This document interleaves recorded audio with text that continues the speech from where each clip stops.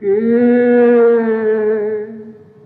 বসিলে আজি হৃদয়া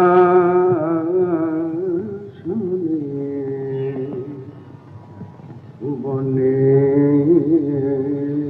সর প্রভু জাগাইলে অনুপম সুন্দর। তাঁর হৃদয় আসনে চিরকালীন স্থান ছিল রবীন্দ্রনাথের।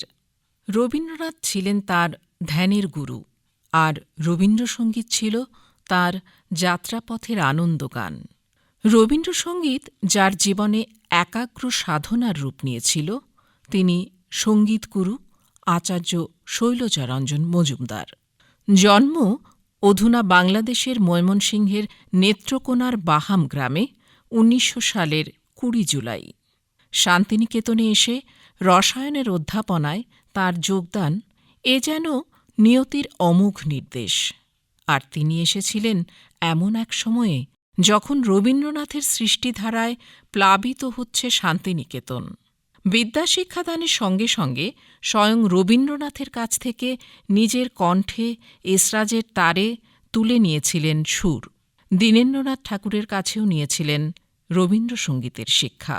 দইবে তুমি কখন নেশায় পেয়ে আপন মনে যাও যাও তুমি গান গে গে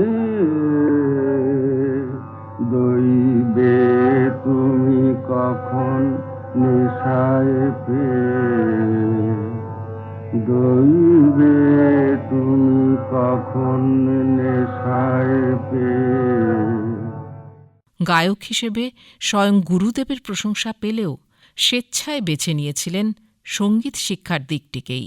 দীনেন্দ্রনাথের পরে তিনি গুরুদেব রবীন্দ্রনাথের লেখা গানগুলিকে সঠিক সুরে নিজ হাতে করা যথাযথ স্বরলিপিসহ সংগ্রহ করেছেন। দূরে কোথায় দূরে দূরে আমার মন বেড়ায় গো ঘুরে ঘুরে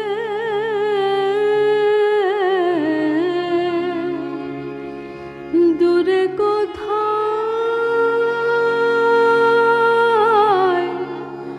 দূরে দূরে। রবীন্দ্রনাথ তার সুরপাগল এই শিষ্যকে নিজের গানের ভাণ্ডার উজাড় করে দিয়েছিলেন পরম নির্ভরতায়। ভালোবেসে নামকরণ করেছিলেন গীতাম্বুধি। স্বয়ং গুরুদেবের ইচ্ছেতেই রসায়ন ছেড়ে রসের সাধনায় সম্পূর্ণভাবে নিমজ্জিত হলেন শৈলজারঞ্জন। নিলেন বিশ্বভারতীর সঙ্গীত ভবনের অধ্যক্ষের দায়িত্ব। গানের সংরক্ষণ, প্রচার, শিক্ষাদান, স্বরলিপি তৈরি, স্বরলিপির বই সম্পাদনা সবই তিনি করেছেন অসীম যত্নে। রবীন্দ্র জীবনীকার প্রভাত কুমার মুখোপাধ্যায় তাই বলেছেন, বহু রবীন্দ্রসঙ্গীতের সুর তাল লুপ্ত হয়ে যেত যদি না শৈলজারঞ্জন তাঁর অসাধারণ স্মৃতিশক্তি বলে সেসব ধারণ করে রাখতেন। তার কাছ থেকে সঙ্গীতের এই গুরুমুখী বিদ্যা পরবর্তী প্রজন্মের ছাত্রছাত্রীদের মধ্যে সৃষ্টি করেছে রবীন্দ্রসঙ্গীতের এক স্বতন্ত্র বিশিষ্ট গায়কী।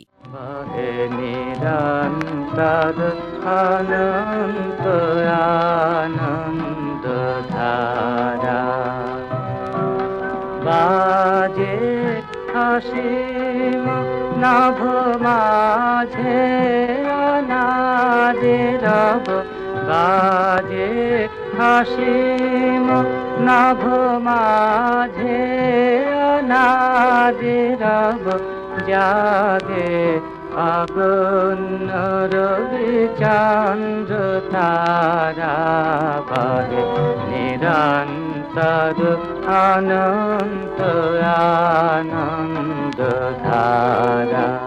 বাঙালির কাছে আজও রবীন্দ্রসঙ্গীত অন্তরতম স্থানে।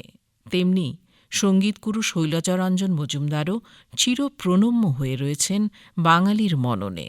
আজ গোধূলি লগনে বাদল গগনে তার চরণ ধ্বনি